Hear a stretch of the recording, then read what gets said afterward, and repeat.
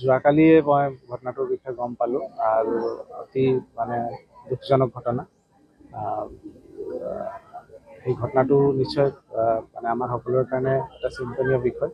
আৰু ইতিমধ্যে আমাৰ বিভাগীয় মন্ত্ৰী কৌশিক ৰায় ডাঙৰীয়া আৰু আমাৰ প্ৰশাসনিক বিষয়াসকল তাত গৈ উপস্থিত হৈছে যোৱা নিশাই। গতিকে নিশ্চয় চৰকাৰৰ তৰফৰ পৰা যিখিনি ৰেস্কিউ সেইখিনি কৰা। আৰু এটা অভিযোগো উঠি আছে যে প্ৰশাসনৰ চকুত নপৰা। চব অভিযোগটো মানে অভিযোগ বিভিন্ন সময়ত উঠেই আৰু অভিযোগবিলাক আচলতে উঠাটো স্বাভাৱিক, কিন্তু আমি আমাৰ কাম কৰি গৈ আছোঁ আৰু কাম কৰি যাম, তাত কোনো বিগত। প্ৰথমে জানি লওঁ কথাটো কিয়নো হৈছে, ৰিপৰ্টবিলাক যেতিয়া আহিব তাৰপিছত নিশ্চয় সেই ক্ষেত্ৰত ৰেমেডি লোৱা হ'ব। সৰু গোলাঘাট জিলাৰ অভিভাৱক মন্ত্ৰী মাননীয় শ্ৰীযুত ৰূপেশ গলা ডাঙৰীয়া আমাৰ মাজলৈ আহিছিল আৰু চেৱাগুৰি সাধনী পাৰ্কত অনুষ্ঠিত ভোগালী মেলা উদ্বোধন কৰিলে। আমি তেখেতক পাই আনন্দিত হৈছোঁ।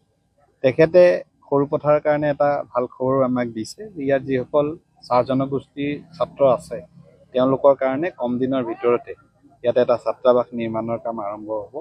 মই মন্ত্ৰী মহোদয়ক ধন্যবাদ দিছোঁ আৰু তাৰ লগতে আশা কৰিছোঁ যে যি ভোগালী মেলা অনুষ্ঠিত হৈছে ইয়াত আত্মসহায়ক গোটসমূহে তেওঁলোকৰ উৎপাদিত সামগ্ৰী প্ৰদৰ্শন কৰিব, পিঠা পনা ইত্যাদি আনিব। এই ভোগালী মেলাৰ জৰিয়তে ভাল ব্যৱসায় কৰিব পাৰিব বুলি আশা কৰিছোঁ আৰু মেলাখন সফল হ'ব বুলি আশা কৰিছোঁ।